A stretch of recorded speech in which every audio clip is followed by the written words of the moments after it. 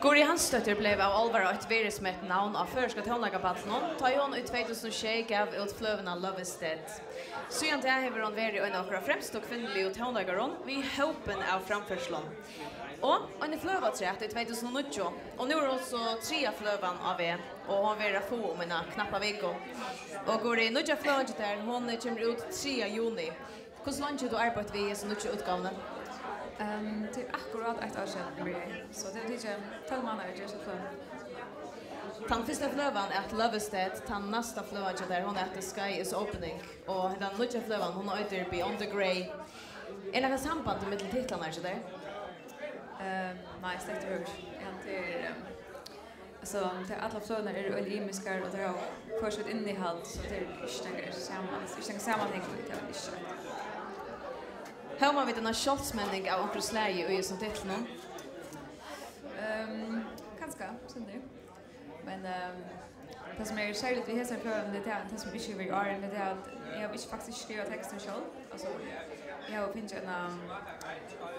en riton som heter Randy Word att skriva alla texter så det är faktiskt så samstarv med Mockenborg. Och den tredje förlövan, hon är Beyond the Grey och kvart lyckor ut i höjden. Man kan tuska det på några matar men det är också det vi kanske handla mjörska. Ja. Att lära om något flövne som ligger ut i nätet till höjden nämligen och i mjörska. Och det är alltså ett först höjde men annars är texten och älskon. Är det något som är jöknogängande för dessa flövna? Ja, det är också särskilt så flövne det att jag syns ju av älskon och förskon. Ofta vi samma sanche till sig bland först och ängst. Och det är det som är sångare tror i mjörska men han är alla önskon men I hade det tror att alltså Randy och så vart att kalla han I mjörska men det är också riktigt att se något annat av önskon till att man kan bara se att det här förskon alla vet.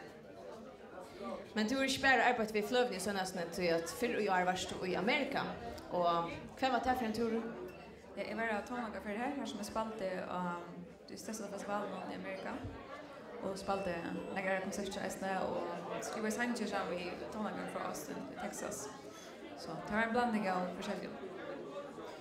Och nu ser du att du mötte Austin tonlagaren I Amerika och sporten snackar på sjurus och samstår nu.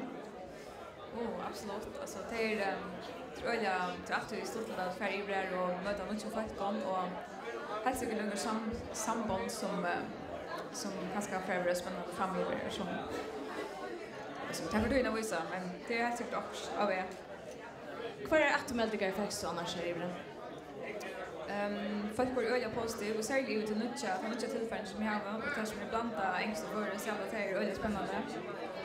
Och det är alltid väldigt stort att spela I till att folk är strävliga det är fast som känner följer och det är alltid väldigt förberett att komma in och sprida med kan det komma från och man får det också sälja antagligen. En sanger som går runt på Facebook och på YouTube här då spelar samma en amerikansk sångkvinna som heter Maggie Walters. Vad heter samstarvet att urslit av turen I USA? Inte jag vet det var första brevär det är 2 år sedan det var första brevär I den. Jag skrev den sangen samma och henne dömde så väl att hon tog alla militära flöden så här och så gör jag video där. Och det är blev spaltning vi utar från I Austin.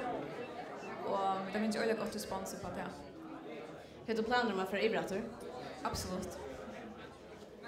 Du var själv aktiv här hemma I fjärde sommar och du har några konserter.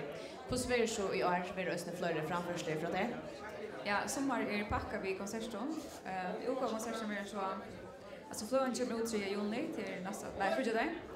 Men olika konserter så artjända juni I Sjönagösna. Och så blir det massor av konserter och G-festivaler och smölstått lite. Har du några framförslig annars? Ja, jag har också I Östland I sommar, men annars inte. Så blir det så här. Du får så spela 2 löp för jag här av kvann I kväll. Och kvart är det för Sanji? Ja, jag vill att först börja spela I mjörska, som vi tog sig om Janne. Och nästa dag är det Cloth Mother. Och till resten av Egypten. Tjej så väl, Gori.